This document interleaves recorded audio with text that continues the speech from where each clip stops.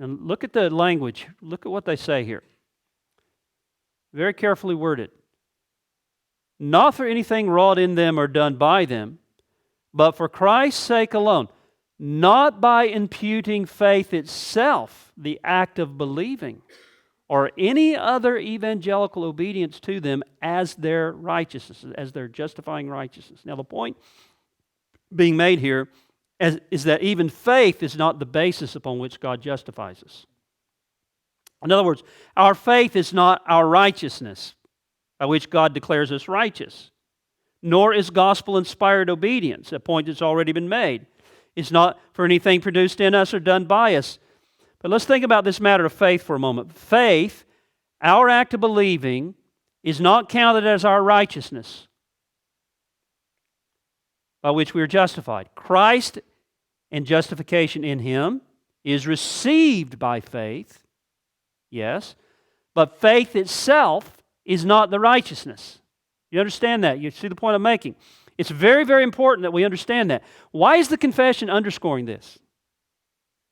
Why is it careful to underscore this? Because there were those then, just as there are today, who taught that our faith is the basis of our justification. The name often given to this teaching is neonomianism. Neonomianism. It's something that keeps cropping up throughout church history over and over. Even in our own day, we see it. It's a form of teaching that argues that in justification, what God does is He graciously accepts our faith, or another version of it, He graciously accepts our faithfulness, even though it's imperfect. He accepts it as our justifying righteousness, rather than requiring from us a perfect obedience to God's law. Now, it's an error that is more subtle than the others we've considered. And this is why I think people get taken in by it. And this is why it's important that we understand the doctrine of justification by faith, that we're clear on it. How is that? Well, the man who holds to this may still say that he believes in justification by faith. Oh yes, I believe justification is by faith. The problem is, what he means by that is not the same thing Reformed theology means by that, and the Bible means by that. He means we are justified on the basis of faith, or our faith is accepted as our righteousness, or on the basis of our faith-inspired obedience to God, our faithfulness. The Reformed doctrine is we are justified on the basis of the righteousness of Christ, received by faith. You see, this man may even say, I believe we are justified by faith on account of what Christ has done.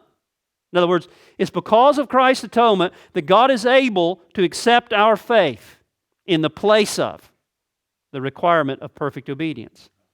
So he can even say, I believe in justification by faith on account of the work of Christ. Sounds good.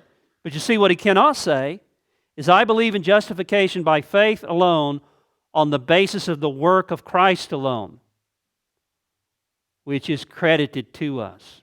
That our righteousness, our justifying righteousness, is not in us. It's outside of us. It's wholly and completely in Jesus Christ and Him alone. You see the difference? Justification on the basis of the perfect righteousness of Christ is a justification that is therefore based on a perfect obedience to God's law. The perfect obedience of Jesus Christ. This other doctrine teaches a justification in which God lowers His standard and actually accepts our faith in the place of perfect obedience to the law. He regards our faith, or our faithfulness, depends on which version of this we're talking about, this neonomianism, as though it were perfect obedience to the law. But now, do you see, think about that. How would you ever know if you believed enough? Believed well enough, confidently enough, your faith is strong enough, if you've been faithful enough? You see, this doctrine still turns us inward, looking within ourselves for our hope of acceptance with God. The Reformed doctrine, as touched on here and then carefully laid out later in paragraph 2, is that faith is not the basis of our justification.